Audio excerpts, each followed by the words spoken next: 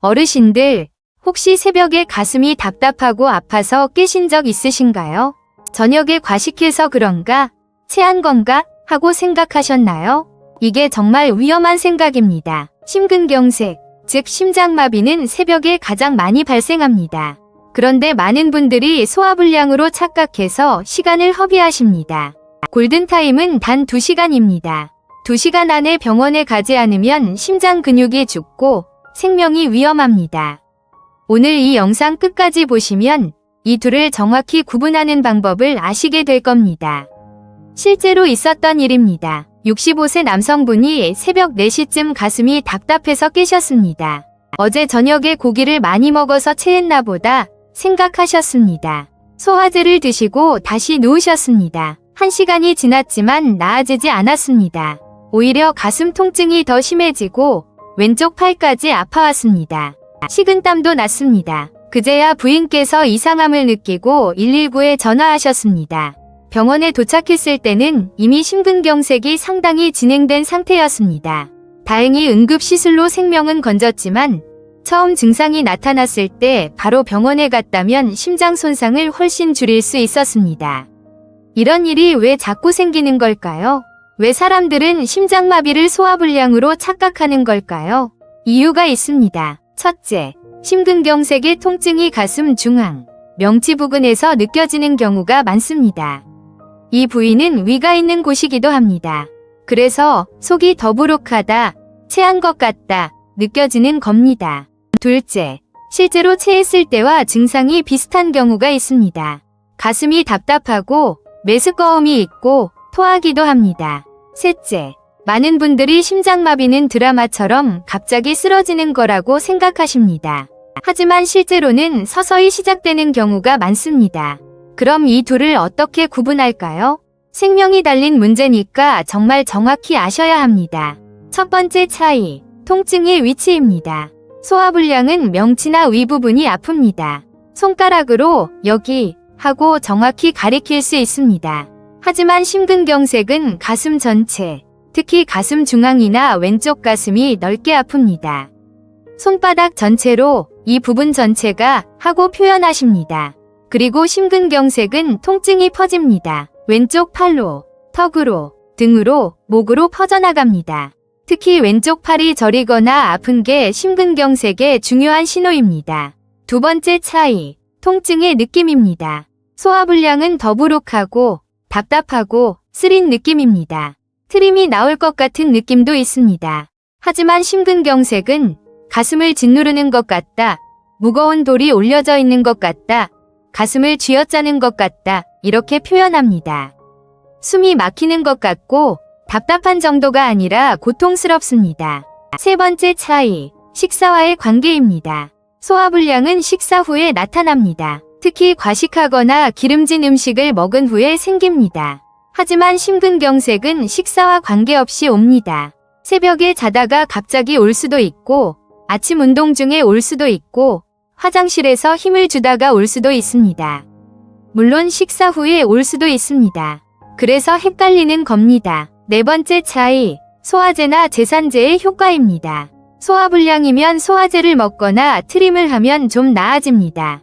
하지만 심근경색은 소화제를 먹어도 전혀 나아지지 않습니다. 시간이 지날수록 더 심해집니다. 다섯 번째 차이, 동반 증상입니다. 소화불량일 때는 메스꺼움이나 속쓰림 정도입니다. 하지만 심근경색일 때는 다른 증상들이 함께 옵니다.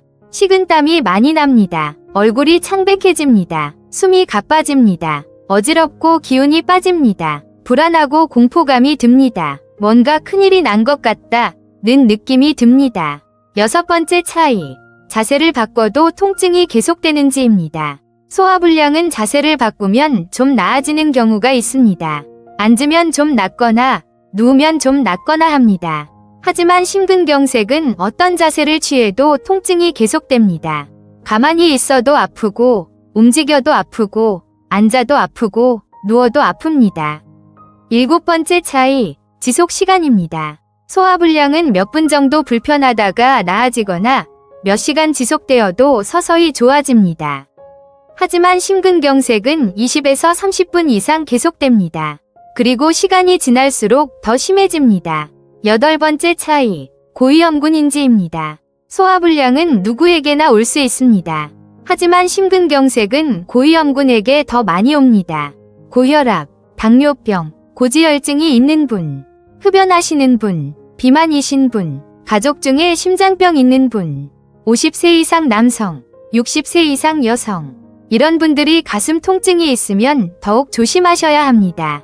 그럼 실전에서 어떻게 판단하고 대처해야 할까요? 상황 하나, 새벽에 가슴이 답답해서 깨셨습니다. 어떻게 하실 건가요? 첫째, 즉시 앉거나 일어나세요. 눕지 마세요. 상체를 세우는 게 호흡에 도움이 됩니다. 둘째, 심호흡을 하세요. 천천히 깊게 숨을 쉬세요. 셋째, 5분을 기다려보세요. 5분 안에 나아지면 소화불량일 가능성이 높습니다. 하지만 5분이 지나도 계속 아프거나 더 심해지면 즉시 119에 전화하세요. 상황 둘, 가슴이 아프면서 왼쪽 팔이 저립니다. 이건 망설일 필요가 없습니다. 즉시 119에 전화하세요. 팔로 통증이 퍼지는 건 심근경색의 전형적인 증상입니다.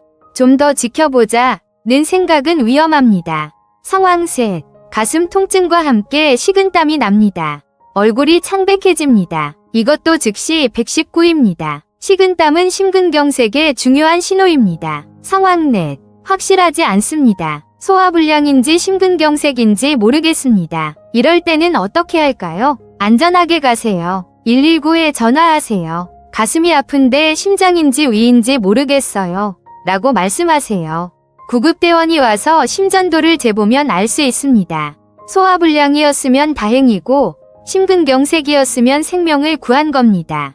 절대로 하면 안 되는 행동들이 있습니다. 첫째, 좀 더 지켜보자 고 기다리지 마세요. 심근경색은 1분 1초가 아깝습니다. 둘째, 소화제나 위장약을 먹고 기다리지 마세요. 효과가 없으면 시간만 허비하는 겁니다. 셋째, 직접 운전해서 병원 가려고 하지 마세요. 운전 중에 쓰러지면 더 위험합니다.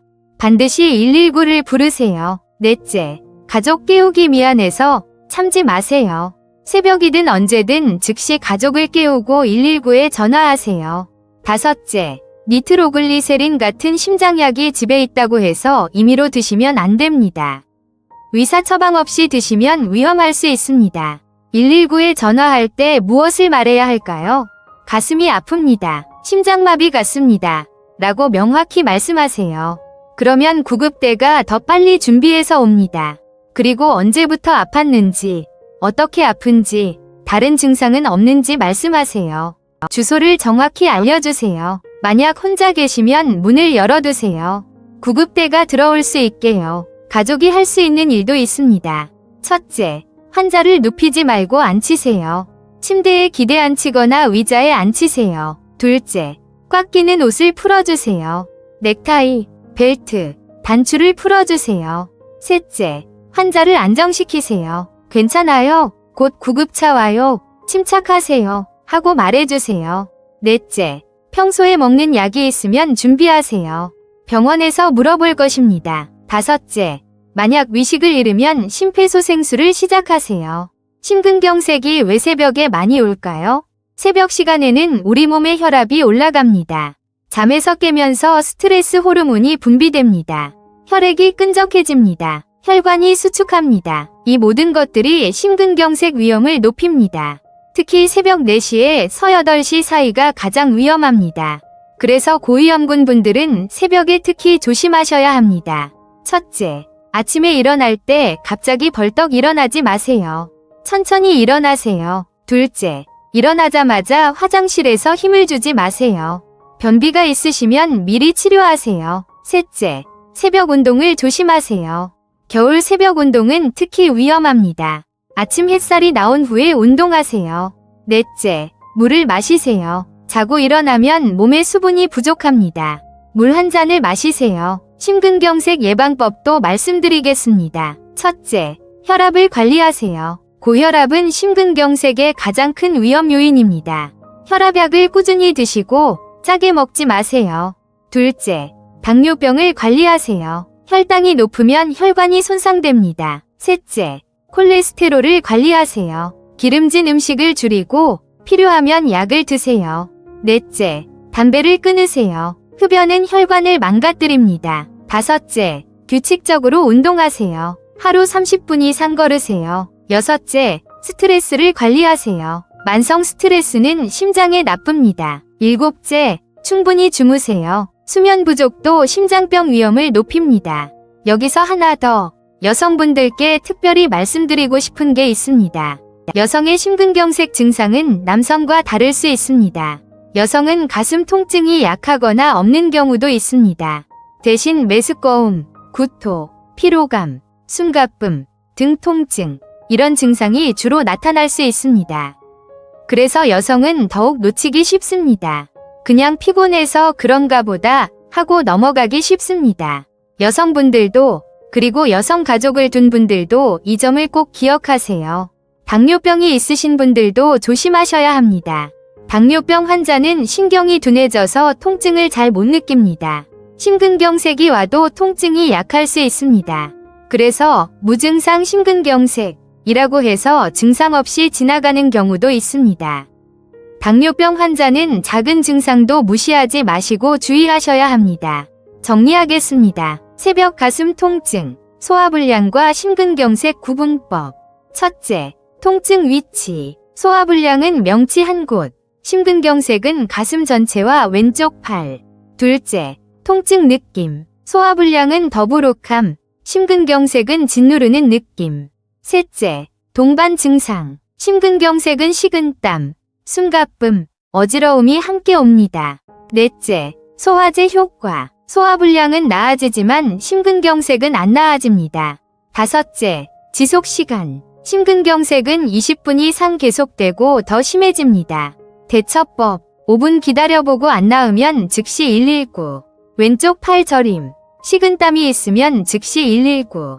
확실하지 않아도 의심되면 119. 절대로 기다리거나 소화제 먹고 참지 마세요. 예방법. 혈압, 당뇨, 콜레스테롤 관리하고, 금연하고, 규칙적으로 운동하고, 새벽에 조심하세요. 심근경색은 골든타임이 2시간입니다. 빨리 치료받으면 완전히 회복할 수 있습니다. 하지만 시간을 놓치면 심장 근육이 죽고 평생 심부전으로 고생하거나 생명을 잃을 수 있습니다.